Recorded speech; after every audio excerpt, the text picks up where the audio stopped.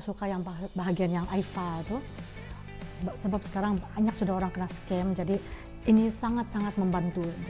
Kita boleh elaklah orang dari kena scam. Kalau saya akan share yang maklumat yang nombor AIFA itu di dalam grup-grup kami lah.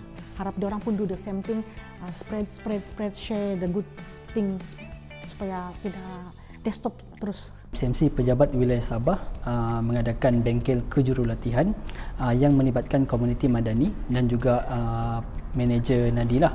So objektif utama bengkel hari ini adalah untuk melatih para peserta yang terlibat sebagai facilitator program yang akan dijalankan di setiap sekolah lah. So untuk di negeri Sabah kita aim untuk mengadakan kempen internet selamat di seluruh 2196 sekolah, di seluruh sekolah lah, di seluruh negeri Sabah.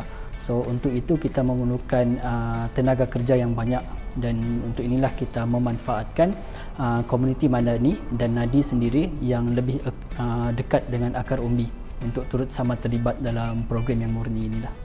Harapan MCMC adalah mengharapkan supaya tuan-tuan dan puan-puan dapat menyokong program ini untuk dilaksanakan secara luas di seluruh Malaysia, khususnya di Sabah.